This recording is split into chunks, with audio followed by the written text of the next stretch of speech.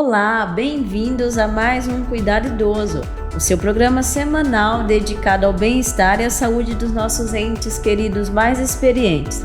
Eu sou Juliana Fernandes e estamos aqui começando mais uma jornada informativa com uma convidada muito especial. Neste episódio, vamos explorar o universo do direito médico e da saúde para idosos, um tema essencial para garantir o cuidado e a qualidade de vida daqueles que tanto amamos. É com grande prazer que recebemos a advogada especialista Adriana Viana Vieira de Paula. Ela será nosso guia nesse diálogo, compartilhando conhecimentos preciosos para familiares e profissionais envolvidos no cuidado aos idosos. Preparem-se para uma conversa enriquecedora que visa empoderar todos nós a promover um envelhecimento saudável e com dignidade. Olá, Adriana. Olá. Obrigada por aceitar o nosso convite e seja muito bem-vinda ao Cuidado Idoso. E eu quero começar falando com você sobre o que faz um advogado especialista em direito médico. Primeiramente, agradeço o convite, fiquei lisonjeada. Importante falar desse tema, né? Sim. Que sempre é atual. Olha, essa especialidade, né, ela é um segmento dentro da carreira jurídica. Então, você faz uma pós-graduação de Direito Médico e da Saúde, onde você vai aprender os direitos do paciente, os direitos dos médicos, tudo o que acontece envolvendo tanto o SUS como os convênios, planos de saúde, seguro-saúde, a parte hospitalar, a gente aprende, eu posso trabalhar dentro de hospitais, dentro de convênios. Então, seria mais ou menos essas abordagens que são dentro do direito médico. E falando um pouco sobre medicamentos, esses medicamentos que devem ser fornecidos gratuitamente, assim como próteses, órteses, quando esse direito não é atendido, o que o paciente precisa fazer? Então, primeiramente, vamos pensar tanto no SUS como no plano, que são Sim. segmentos diferentes. Então, quem não tem plano de saúde vai pleitear medicamento, órteses ou qualquer coisa do gênero junto ao SUS, certo? Vai passar pela rede e vai ter, às vezes, ou negado, porque não faz parte ele não é incorporado, a gente usa essa terminologia, ele não é incorporado na rede SUS, então ele vai ser indeferido, não vai receber. Ou porque o município às vezes não tem aquela medicação, ele deve buscar ou um advogado ou a defensoria pública para estar ajuizando uma ação para fazer valer o seu direito.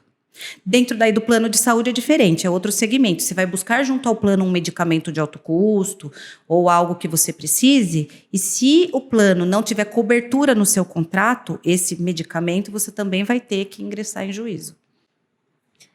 E o artigo 17 dá direito ao idoso de optar pelo tratamento de saúde que lhe for mais favorável. O idoso ele tem autonomia para decidir que não deseja se submeter a nenhum tipo de tratamento e ter sua vontade atendida ou não? Então, além do artigo 17, a gente também tem que o paciente é que escolhe o seu tratamento. Ele que vai optar ou não por aquela indicação médica. Então, falando do idoso, né, aqui vamos colocar acima de 60 anos, ainda são muito novos. A gente tem no estatuto 60 anos, mas muitas vezes eles estão ótimos, sem nenhum tipo de patologia que comprometa o seu cognitivo. Então ele responde por si. Sabemos que os filhos, esposa, tios, parentes pensam diferente às vezes na hora do tratamento médico, mas o direito do idoso e deste paciente idoso vai prevalecer. Mas é bom a gente colocar que nem sempre o idoso está nessa condição, né? Às vezes ele já alcançou um outro tipo de status que a gente diz. Ele já pode ter um início de demência, ele pode vir ter um Alzheimer, ele pode ter um comprometimento por outros motivos, um AVC. Aí ele está numa outra situação. Aí ele já não vai se aplicar o artigo 17, porque ele já não tem mais como pleitear o que ele quer, porque ele não tem condições. Mas o que está acontecendo muito hoje? A família não toma essa precaução, não fala muito sobre isso, daí já aconteceu. Aí nós temos as pessoas que entram na justiça para interditar esse idoso, para que ele tenha um curador para responder por si dentro de uma situação médica. Nesse caso do curador, quem tem a ascendência, a esposa ou os filhos? A prevalência, você Isso. diz, depende de quem for o curador. A hora que o idoso é interditado, às vezes as famílias me procuram. Olha, nós queremos interditar o meu marido, e os filhos estão junto do meu pai, ele não está bem, ele já está acamado. Eu converso com a família, quem vai ser o responsável judicialmente? Ele vai ser responsável pelas decisões do idoso. Então, normalmente, se a esposa desse idoso já está muito idosa, né? Normalmente tem uma idade compatível ali, com uma faixa etária próxima, os filhos que assumem esse compromisso. Aí, se você está internado e você é interditado, você vai chamar o curador. Então, é um dos filhos normalmente. Agora, se a esposa é mais jovial, mais nova, está bem de saúde, pode ser ela também. Então, não dá para dizer quem é, depende da situação. Aí é só analisando cada caso, é um caso Cada diferente. família que eu atendo, eles vão escolher alguém porque normalmente eles não querem que a mãe seja curadora. Porque ela já também, com certeza, já tem uma idade mais avançada e tem que prestar conta do salário do idoso na justiça, tem toda uma movimentação. Quando você interdita, por isso que as pessoas não interditam. É importante interditar, é uma prestação de contas para esse idoso, como vai ser usado a aposentadoria dele, ou, por exemplo, uma coisa que eu acho interessante quando interdita, que os juízes até, né, às vezes colocam numa audiência, que a família às vezes dispor de um bem que esse idoso conquistou em vida para cuidar do seu bem-estar na velhice. Então, na interdição é trabalhado isso, como vai vender o bem de uma pessoa interditada, comprovando que ela está necessitando para pagar um plano de saúde, para manter os medicamentos que são muito caros e às vezes não consegue na rede ou no plano. E nesse caso, o curador só pode estar fazendo isso com ordem judicial. Então, também preservar esse idoso, porque a gente sabe que com a idade avançada, a gente perde algumas características importantes. Então, é uma forma que o judiciário coloca para prevalecer aí o cuidado e a dignidade dele. E quais os principais dados, Adriana, que indicam o aumento significativo do número de beneficiários idosos em plano de saúde nos últimos 10 anos? Isso de acordo com o levantamento do IES e dados da ANS. Então, eu estava falando agora, antes da gente iniciar, que eu peguei os dados, né, também se aplicam a isso. A gente está tendo um aumento significativo da população idosa. Olha, de 2010 a 2020, aumentou em 50% a população com 60 ou mais. Ou seja, hoje nós somos 33 milhões de brasileiros com 60 ou mais. Ou seja, a população envelheceu e as pessoas adoecem e a rede pública não dá conta. Então, faz com que os idosos comecem a adquirir planos de saúde. E como a legislação brasileira, ela protege os consumidores idosos no contexto desses planos de saúde, especificamente em relação ao reajuste por faixa etária, conforme estabelecido no Estatuto do Idoso. Então, é a idade da vulnerabilidade, né? A gente fala que o idoso, ele está numa faixa etária onde ele ganha menos e gasta mais, né? E o reajuste tem sido de uma forma abusiva, é o termo que eu poderia dizer, né? A gente vê nas mídias a abusividade dos reajustes. Então, para a gente fazer uma distinção, que eu acho que as pessoas confundem em casa, nós temos vários tipos de reajustes. Vamos colocar o seguinte, faixa etária. Então, vai ter uma tabela de faixa etária, até 2 anos e vai até os 60. Deve ter ali mais ou menos umas 6 faixas etárias que há um reajuste por faixa etária. Nós temos também o reajuste por inflação, o reajuste por tipo de plano de saúde. Pode incidir os dois no reajuste. Quando eu faço, por exemplo, 60 anos, meu plano vai quase dobrar. Mas mesmo assim vai se aplicar o reajuste, o índice anual. Tá? Ele para o reajuste por faixa etária? Que é o último. Após os 60 anos não há reajuste por faixa etária, mas ele continuará a ter o reajuste pelo tipo de plano. Ou seja, quais são os tipos de plano? Só para a gente ter uma noção que tem hoje para esse idoso. Ou ele já possui um plano individual, que hoje é pouco comercializado, quase não existe o plano individual, que é uma vida só, que a gente chama de vida dentro de plano de saúde, que ele vai ter um reajuste que o ano passado foi de 9% anual. Tá? Foi o índice estipulado pela ANS.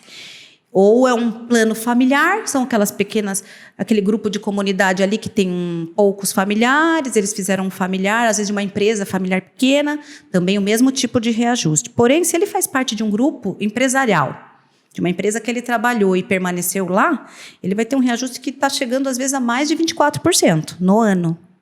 que é um índice muito alto que hoje está sendo discutido por que a Agência Nacional de Saúde não está também dando um certo limite para a proteção desse idoso, tanto que o consumidor fala, o Estatuto do Idoso fala, né? Nós temos direitos garantidos a eles, porém a ANS que regulamenta esse tipo de reajuste. E daí a gente tem um idoso que saiu do emprego ou ele se aposentou. Em relação à troca de plano de saúde, considerando o aproveitamento das carências já cumpridas, ele pode continuar com aquele plano empresarial que ele já tinha pela empresa ou não? Depende. Vamos falar umas regrinhas, então. Então, eu estou numa grande empresa, eu estou dentro desse plano, porém, ou eu vou me aposentar, ou eu vou, às vezes, ser dispensado quando tem aquelas dispensas sem justa causa, de empresas que estão diminuindo o número de funcionários. Então, vamos falar do aposentado. Eu me aposentei e vou sair da empresa que trabalho, vou me tornar de ativo para inativo. Se eu sair e a empresa me paga um plano, depende que tipo de plano. Se for um plano coparticipativo, a Justiça tem entendido que se você não paga nada no seu holerite, no desconto em folha, você não vai ter direito de permanecer no plano porque você não custeou o plano. Ele foi pago integralmente pela empresa. Uma discussão grande, tem muita procura em relação a isso, porque tem empresas que usam o plano coparticipativo. Agora, as empresas que têm um plano de saúde que não tem coparticipação, que é só o pagamento da mensalidade, só paga aquele valor fechado no mês, não importa o que você use. Se você aposentou ou contribuiu por mais de 10 anos, você vai receber uma proposta na sua aposentadoria, que é o que não está acontecendo, mas deveria estar na nossa legislação. Nós temos uma lei de plano de saúde que determina que a empresa, na hora da sua aposentadoria ou da sua rescisão, fale: você tem interesse em permanecer no plano de saúde custeando a parte da empresa? E a sua você já, né, vai ter que arcar com a sua parte, que daí vai dar uma diferença, mas mesmo assim é um benefício para o idoso, porque se ele procurar um plano novo, sem carência, sem portabilidade, a aquisição de planos novos hoje é muito caro para o idoso. E quais são os direitos desse aposentado que contribuiu para esse plano de saúde por um período inferior a esses 10 anos? Então, no mesmo artigo de lei, 30 e 31 da Lei de Planos, ele diz o seguinte: se você ficou na mesma empresa onde tinha o seu plano de saúde por menos de 10 anos, vai ser feito um cálculo pelo plano de saúde proporcional ao número de anos que você ficou. Então, se você ficou 8, acredito que tem que aplicar a regra, é uma conta matemática, 2 anos e depois você fará uma portabilidade. Ou ficou 4, você tem que ter mais de 2 anos de plano. Então, daí tem algumas regrinhas que tem que procurar um especialista para ele fazer esse cálculo para você. E qual a posição da Justiça em relação à prática de negar a adesão de idosos ao plano de saúde privado e qual base legal respalda essa decisão? A negativa?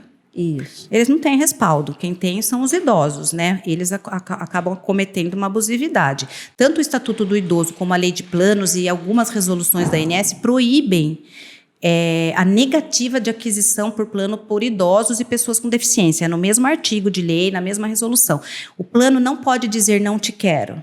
Você não vai trazer lucro para mim, eu não quero você porque você já tem muita idade ou você tem uma deficiência que vai exigir muita cobertura. É proibido. Você pode estar fazendo uma reclamação na Agência Nacional de Saúde, no site, existe um campo próprio para o consumidor, não precisa contratar advogado, é bem simples, tem até assim, um passo a passo. Então, aí o que vai acontecer? A ANS vai multar esse plano de saúde. O que eu dou uma dica? Vou dar uma dica aqui, uma consulta para o idoso, para ele saber que às vezes algumas palavrinhas mágicas, não precisa nem que você entre na justiça. Então, você está lá tentando num plano de saúde, e você é um idoso. Ela começa a colocar alguns... Sabe, um embaraço, acho que não vai dar. Daí você fala, então eu vou entrar no site da ANS, fazer uma reclamação, porque eu sei que eu tenho esse direito. Às vezes, imediatamente ele consegue fazer o plano, porque eles têm medo da multa. A multa é muito alta. As multas contra planos de saúde na área administrativa é muito alta. Então, às vezes, só como se falou com a pessoa e mesmo assim não ou deu... você faz a reclamação dentro do site. Só com a reclamação já consegue resolver. Tem conseguido. Às vezes a pessoa vai até o escritório para eu ajudar ela a fazer esse passo a passo. E de acordo com o Código de Defesa do Consumidor e a Lei dos Planos de Saúde, quais são as proibições impostas aos convênios de saúde em relação à recusa de prestação de serviço aos idosos? Então, é que a recusa, é assim, quando você adquire um plano de saúde, independente da sua idade, seja idoso ou não, que é uma regra geral, no seu contrato existe uma cobertura, né? Então, você contrata uma cobertura que a gente chama de rol da ANS. É o rol de coberturas que a Agência Nacional de Saúde estipula no site dela para que o idoso ou a pessoa comum saiba o que ela tem direito. Então, chega algum momento que você vai pedir alguma coisa que você não tem direito. Não está naquela tabela, que é uma tabela que eu brinco que está atrasada. A medicina avança, novos medicamentos, novos tipos de procedimentos, tecnologias avançadas, aí você vai pedir, não pode essa. Não, esse não está aqui na nossa tabela da ANS. Aí o que acontece? Você pega essa negativa, procura um defensor, um advogado, alguém de sua confiança, você vai ter que judicializar com essa negativa, porque eles têm um argumento de que você contratou só aquilo. Só que você contrata, às vezes, em um momento da tabela, a tabela avança, a medicina avança, você não pode ficar à mercê de algo, às vezes, que está muito precário dentro da patologia que você tem. Você não vai querer algo que você já sabe. Hoje a gente sabe que o consumidor, ele estuda a melhor forma de cirurgia, a menos invasiva, vídeo, laparoscopia. Às vezes a pessoa quer fazer uma cirurgia aberta onde existe uma forma de cirurgia por vídeo, recuperação.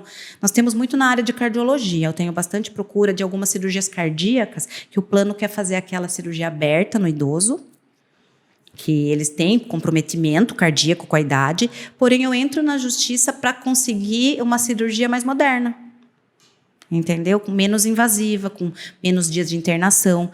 É um absurdo? É, mas é só entrando na justiça. E sobre reajuste de mensalidade, como funciona esses reajustes do plano de saúde em razão da mudança de faixa etária e quais são as faixas autorizadas conforme a ANS? Então, lá dentro do site tem as faixas. Eu não vou lembrar as idades certinho agora, mas é autorizado pela ANS o reajuste por faixa etária. Esse não temos como fugir. Eles têm lá. O que eu acho, Ju, que é o que a gente tinha conversado um pouquinho antes, que é o momento que não é propício para o reajuste. A gente deveria ter um custeio diferente. A gente devia pagar mais quando é mais jovem, quando está nativa, trabalhando, e diminuindo o quanto você paga. Então, com 60 anos, você pagaria muito menos, entendeu? Então, o que está acontecendo? Todo mundo tem saído, aumentou, sim, a aquisição de plano de saúde, mas tem bastante gente que, quando chega na idade avançada que precisa, acaba saindo do plano de saúde. Isso por causa desse reajuste. Por conta do reajuste da faixa etária. Normalmente é nessa faixa etária. Ou é do 49, que tem, parece que uma mudança bem significativa, e é do 60. E pelo Estatuto do Idoso, há alguma restrição imposta sobre esses reajustes por faixa etária ou não? Não, o Estatuto do Idoso ele não aborda isso, porque essa é uma regulamentação pela Agência Nacional de Saúde. Então, ele diz, o que o Estatuto nos ajuda? Nos ajuda a ajuizar a demanda colocando os princípios da vulnerabilidade, de quanto ele é mais vulnerável em relação ao plano, o quanto esse idoso deve ser protegido. Então, tem os princípios que norteiam, né, dentro do Estatuto, porém ele não regulamenta tudo que o idoso precisa. E como o Estatuto, ele garante o direito do paciente idoso de ter um acompanhante no hospital. Quais os benefícios oferecidos ao acompanhante e no caso de um idoso internado numa UTI? O acompanhante ele pode reivindicar ficar na UTI em tempo integral se por acaso o paciente sofrer algum tipo de demência? Sim, então, vamos lá. Primeiro, a gente volta naquele tópico da demência. Então, deveria estar com alguém responsável. Porém, se não tiver condições de responder por si, de saber o que está acontecendo. Às vezes não é nem por demência, às vezes a própria patologia ali daquele momento faz com que ele fique com muito medicamento, sedado. Então, todo idoso já vou, para não ficar falando da idade, o idoso é 60 ou mais. Então, todo idoso tem direito a acompanhante, seja no quarto, seja na enfermaria, seja no pronto atendimento ou na UTI. É que a UTI ela é mais precária para colocar gente, até porque tem patologias graves, o espaço é menor. Então, se você não vai ter um leito próprio para ser o acompanhante, mas se você pleitear alegando que você tem direito a acompanhar, você pode ficar. Porém, às vezes você não vai ter direito a algumas coisas, uma boa acomodação. Tem família que não sai do lado do leito da UTI, quer ficar com o idoso para saber o que está acontecendo. Mas na UTI não é obrigatório, mas você tem o direito, você pode exercê-lo, você pode pleitear. E aí as pessoas geralmente pleiteiam apenas por conversa ou Sabe precisa como entrar na justiça também? eu tenho pedido? Porque assim, eu acho que a gente não pode tudo entrar na justiça. Porque daí fica muita coisa. Sim. Fica caro, demandar o judiciário para tudo. Hoje a gente tem que ter soluções práticas. O que eu aconselho? Você está num hospital do seu plano de saúde. Então você está lá na UTI com a sua mãe e você quer entrar, sua mãe mais de 60. O que você vai fazer? A senhora não pode ficar aqui. Então, você vai se pedir para se reunir com assistente social. Normalmente, assistente social é que trabalha essa parte. Normalmente, alguém às vezes me liga, eu ligo lá no hospital, tudo. Mas, se você tiver um pouco de conhecimento, você nessa primeira abordagem, você fala, olha, eu vou procurar os meus direitos, eu sei que a legislação permite que eu fique, mesmo que seja numa cadeira, a gente quer acompanhar. Então, aí, às vezes, precisa dar uma forçadinha, né? E nesse caso, sobre o acompanhante do idoso, quais são as condições estabelecidas para esse acompanhante de acordo com o Estatuto do Idoso? Há alguma condição? Não há? Dentro de plano de saúde ou não? Não, dentro do plano de saúde. No hospital? Isso. Então, mas é que o plano também regulamenta isso. O idoso tem direito ao acompanhante. O estatuto, ele não aborda tudo. Foi o que eu te falei, ele aborda assim, direito do idoso. A dignidade, a saúde, tudo muito de uma forma simples. Dentro da lei de planos de saúde, é onde você vê a regulamentação do idoso também. O idoso tem direito ao acompanhante. Normalmente, nos contratos de plano de saúde está escrito que o acompanhante tem direito a 3 refeições. Se for enfermaria ou quarto privado, é um tipo de acomodação. Então, ele vai ter esses direitos, esse acompanhante.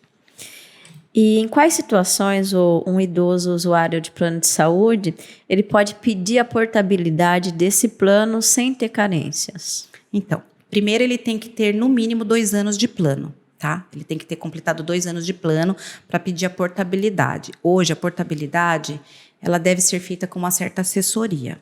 Porque o idoso, ele fica vulnerável, ele não entende. Se eu que estudo isso não sei tudo, né, que faço bastante isso, e é difícil. Então, a portabilidade, às vezes, se você liga para um corretor de seguros, olha, eu estou no plano X, está muito caro, quero trocar, mas eu não posso perder minhas carências, porque eu sou uma pessoa idosa e eu não posso começar tudo de novo, aquela 180 dias, não sei para quê, não sei o quê, não sei o quê. Então, o que ele vai fazer? Ele vai pedir para o plano dele, eu quero mudar de plano. Primeira coisa, entre em contato com o seu plano e pede a carta de portabilidade. Você tem que ter, é um histórico, é um resumo da sua vida no plano de saúde. Com essa carta de portabilidade, você vai buscar ou no site da ANS, planos compatíveis, tem que ser compatível para mudar. Tem plano que é incompatível. Compatível com o serviço oferecido, com o valor? Não, o valor pode mudar. Se você aceitar pagar mais ou menos, tudo bem. Mas existe compatibilidade de plano. Nem todos os planos são compatíveis. Então, eu acho interessante procurar um corretor de seguros de saúde. E ele faz isso para você, não precisa ser um advogado. Olha, eu tenho essa carta de portabilidade. Que plano que eu posso fazer? O corretor sabe. É que nem quando você vai trocar de seguro de carro. Tá? Então, você vai ver o que você quer trocar de seguro. Não quer ficar na mesma seguradora, não gostou do atendimento da última vez. Então, no plano de saúde é a mesma coisa. Você, como consumidor, pega essa carta de portabilidade, procura um corretor e faz a portabilidade levando toda essa carência. Aí, você inicia o seu novo plano, porém, não vai ter carência. E para ele pedir essa portabilidade, ele tem que ter um período já sendo... 2 anos. Período de 2 anos. Antes de 2 anos não é feita a portabilidade. E tem umas datas corretas. Tem planos que exigem algumas datas corretas de aniversário do contrato. Tem umas regras. Nem tudo está na lei de planos. Então, você fala assim, eu vou ler depois que ver o programa, vou ler a lei de planos. Tem muita coisa que complementa a lei de planos, que são as resoluções da Agência Nacional de Saúde. Então, sai toda hora alguma coisa, alguma regulamentação que está vago na lei. Às vezes, a lei não abrange assuntos novos. A portabilidade está muito mais ligada às resoluções. E como beneficiário idoso, ele pode assumir como beneficiário idoso, pode assumir a titularidade do plano de saúde coletivo por adesão após perder a condição de dependente, segundo o entendimento do STJ. Olha, eu vou contar um caso que eu acho que fica mais simples, que eu fiz agora há pouco tempo, que há muita procura. Então, você tem um plano por adesão, onde a sua esposa é a titular e você e seus 2 filhos dependentes. Essa sua esposa, ela veio a falecer, ficou doente e faleceu. Você vai receber normalmente, por causa da abusividade que há hoje, dizendo que você tem 30 dias para procurar outro plano ou para aderir a um plano deles, tá? É um desespero. Além de você perder a titular, você fica descoberto. O que eu tenho feito? Eu tenho entrado na justiça para manter esse dependente e filhos, se forem menores de 24 anos, dentro do mesmo plano, com o mesmo valor. A justiça entende, já é pacífico hoje no STJ, que esse é o entendimento hoje da nossa justiça. Então, só que normalmente você tem que judicializar, você não consegue de outro jeito. Então, aí até judicializar esse idoso, ele fica... Mas é muito rápido. Coisa de 1 semana. 10 dias no máximo. Porque quando você entra na justiça, o idoso, ele tem prioridade de tramitação. Então, ele passa na frente do pessoal do lar. Ele passa na frente, tem uma tarja lá, se fosse o papel seria uma tarja, mas no computador ele tem uma marquinha, prioridade de tramitação, todo idoso. Então, quando você pede uma liminar, para você não ficar esperando, a gente sabe como a justiça é cheia, tudo, você pede uma liminar para voltar ali no plano. Eu tenho conseguido as liminares e outros advogados que atuam na área, mas é bom sempre uma pessoa da área para fazer, porque existem algumas regras, estudar as jurisprudências atuais para poder colocar. Mas é triste, né? Você perde um parente que é o titular e você tem que correr atrás na justiça para voltar para o plano. Eu não sei como isso ainda acontece, mas acontece. Mas acontece. E em quais casos a rescisão de contrato de plano de saúde ela é autorizada? Qual o período máximo de inadimplência permitido para essa rescisão? Então, vamos algumas regrinhas também de forma mais simples. Você tem um plano de saúde, porém você está passando por, às vezes, uma dificuldade financeira, né? Às vezes a pessoa me liga desesperada, eu não sei o que eu faço, recebi essa carta. Ou não recebeu carta e foi passar a carteirinha, descobre que não está. Então, assim, tem várias formas que pode acontecer. A inadimplência é uma delas, da rescisão unilateral, que é quando o plano sozinho decide te tirar do plano. Se você ficar 59 dias consecutivos sem pagar o plano, no dia 60 você será excluído automaticamente. Não é automaticamente, você tem que avisar esse consumidor. Vamos supor que ele mudou alguma coisa, aconteceu alguma coisa naquele inteirinho, ele tem que ser comunicado. Você não pode só rescindir, é uma briga na justiça que a gente tem. Às vezes eles rescindem e não notificaram o consumidor. Aí eu consigo voltar. Porque você tem direito de saber que você está inadimplente. Viu? Tem um cliente meu que ele pagava um boleto falso. Está na moda agora, fraude dentro de convênio. Então ele ficou pagando 2 meses, 3 meses de um boleto falso, que o dinheiro era igualzinho. O boleto chegava na casa dele. Na casa. Era falso, que está muito comum. E ele pagou 3 meses. Ele chegou no meu escritório, que foi passar o filho dele, plano cancelado da empresa. Era um plano com várias pessoas, da família dele, eram todos familiares da empresa. Entrei na justiça, provei que ele pagou, descobrimos que o boleto era falso e a empresa o convênio dele não comunicou ele, que ele estava inadimplente, porque ele pagava uma fraude. E eles ficaram felizes em tiraram ele. Aí entrei na justiça, provei que era um boleto similar. Era igualzinho o boleto do plano, ele não tinha como desconfiar. Chegava pelo correio. E o plano não avisou, para ele estava tudo normal. Não, mas o plano ele estava inadimplente, mas o plano deveria ter falado, que ele teria percebido. Daí ele alertou, daí comecei a perceber que tem gente que às vezes não percebe que pagou errado. Outra coisa, tá com dificuldade financeira? Procure o seu plano. Às vezes você pode, sabe fazer o quê? Mudar de categoria. Não saia do plano. Olha, eu estou numa categoria apartamento, mas agora eu perdi um emprego, ou minha mulher aposentou, caiu o salário dela, não tenho como custear. Eu falo, olha, sair do plano de saúde não é a melhor opção hoje. Nós temos um sistema único de saúde precário, que não cobre tudo. Às vezes você pode vir a precisar. Então, muda de categoria dentro do plano. A gente fala que é abaixar a categoria. Tem o nome em inglês, mas ou você pode ir da enfermaria para acomodação superior ou vice-versa. Às vezes já vai ser um custo menor para você, né? Sim. E, Adriana, para a gente finalizar, quais são as principais demandas apresentadas por idosos no contexto dos planos de saúde? Isso de acordo com advogados especialistas em saúde suplementar. Olha, para o idoso hoje, a maior procura no meu escritório é o atendimento domiciliar. O idoso, vamos falar um idoso com idade mais de 60, mas mais idoso um pouco. Ele vai perdendo muitas habilidades ou vai tendo problemas cardíacos ou cirúrgicos. E muitas vezes ele pode ter acidentes vasculares que ele se torna totalmente dependente. Coisas que acontecem em muitas famílias hoje. A gente acompanha isso, que tem muitas doenças hoje que deixam o idoso muito acometido, muito prostrado, muito acamado.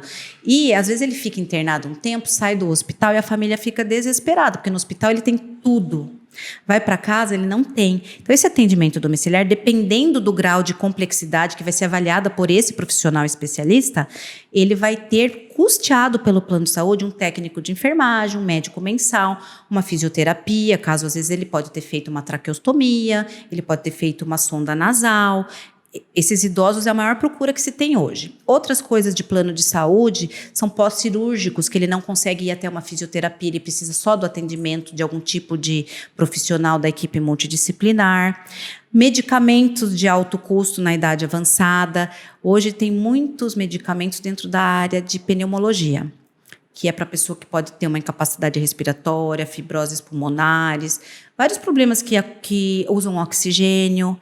E o plano de saúde nem o SUS acabam dando cobertura para esses tratamentos mais avançados. Também é uma grande procura do idoso. São mais essas coisas do idoso que eu tenho procura. Essas procuras geralmente são feitas por familiares, então? Sim, pelos familiares. Na maioria das vezes o idoso está internado. E eles estão sabendo que vai ter alta. E eles começam a se movimentar no sentido de que eu quero sair do hospital, porém lá em casa eu não vou conseguir cuidar. É muito triste ver isso, porque você não quer ficar no hospital, pegar uma bactéria, uma infecção. No entanto, você chega em casa com um idoso que comia, que andava, e você vai levar... É um outro idoso. Seu familiar, ele se transformou em outra pessoa, quase. Acontece muito isso. Como que eu vou cuidar? A minha mãe é idosa. O filho é um filho único, às vezes, que mora em outra cidade. E, normalmente, né, como eu te falei, o custo de vida fica caro e eles são aposentados. Um cuidador hoje, 12 horas, caro. Eles não conseguem pagar. Daí eu falo assim que o cuidador do idoso às vezes vai antes do idoso. Porque o cuidador fica tão doente de cuidar desse idoso sozinho, às vezes porque não tem questão financeira ou não tem familiar para ajudar, que a gente está vendo um adoecimento dos cuidadores. Eu tenho visto muito a família que me procura no escritório, às vezes eu falo assim, nossa, mas você também acha que está precisando de ajuda. Porque é um desgaste familiar, né? Sim. A idade avançada não planejada. Por isso fica a dica aqui, né? É um assunto que tem que se falar antes da idade chegar. A gente tem que planejar o envelhecimento, para que ele possa ter dignidade, para a gente saber o custo disso, para a gente saber como nossos pais, nossos avós gostariam de ser cuidados. Tem gente que fala assim, mas vai ficar falando de doença? Eu falo, gente, nada como você preparar, porque vai chegar. Se tem uma coisa certa é que tomara que a gente vire um idoso.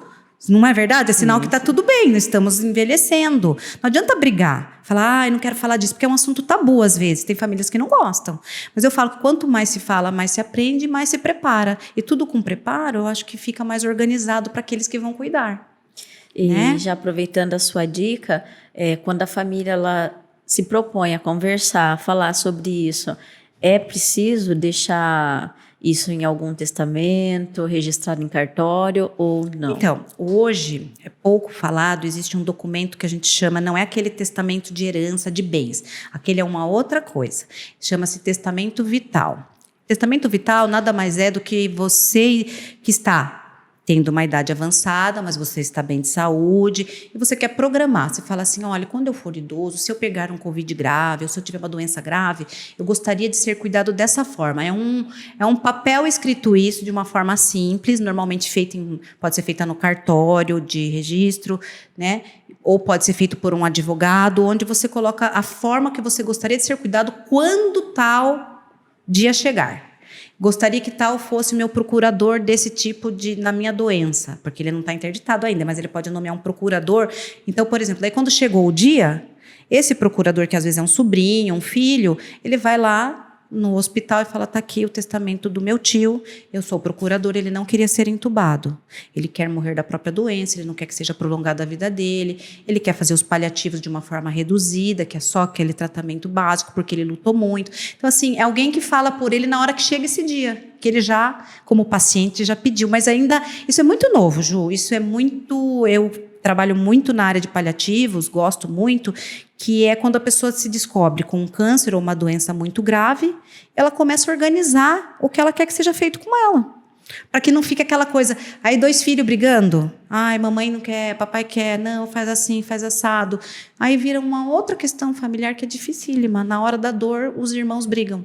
Os parentes brigam muito quando tem adoecimento. Isso fazendo aumentar a dor mais ainda. Então, por isso que eu falo, melhor falar, vamos falar, às vezes é um domingo, não vai falar só disso, mas tenta descobrir como que o seu pai ou sua mãe gostariam, para que quando isso acontecer, você possa lembrar do que ele disse.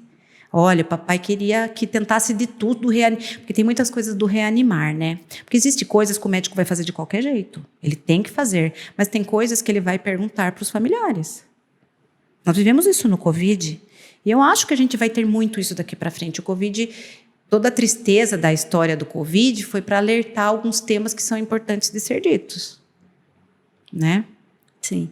E, Adriana, as pessoas que estão assistindo a gente agora e que se interessaram nesse conteúdo, quer falar com você, como que faz para te encontrar, marcar um horário, tirar dúvidas? Olha, eu tenho um escritório aqui em Itapetininga, que não sei se você quer compartilhar um telefone depois, para eu não falar aqui. Eu tenho um Instagram que eu posto várias coisas de saúde, bastante assim, doenças, como tratar, que profissional procurar. Meu Instagram é de_paula.adriana. Então, de_paula.adriana. Então, nesse Instagram também posso receber uma pergunta inbox, né?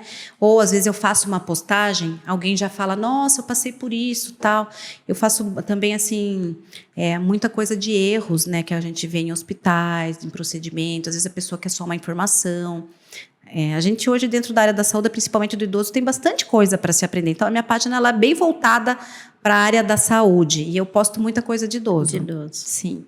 Aí fica aberta ela também para... Podemos falar o telefone também, Adriana. Tá, então meu telefone é 15 99 716 5390. Fico à disposição. Muito obrigada por aceitar o nosso convite e participar com a gente do nosso Cuidado Idoso. Eu que agradeço, Ju. E assim concluímos mais um episódio do Cuidado Idoso. Um agradecimento especial a todos que nos acompanham e a nossa convidada, Adriana Viana Vieira de Paula, por compartilhar conosco a sua experiência. E você que gostou desse episódio, não se esqueça de curtir, compartilhar para que esse conteúdo ele possa alcançar cada vez mais pessoas. E você que tem dúvidas ou algum tema que gostaria de ver abordado aqui, deixe nos nossos comentários. E lembre-se, o cuidado com os nossos idosos é uma jornada coletiva. Juntos podemos construir uma sociedade mais atenciosa e inclusiva para todas as gerações. Até o próximo episódio do Cuidado Idoso, onde continuaremos a explorar caminhos para um envelhecimento mais saudável e feliz.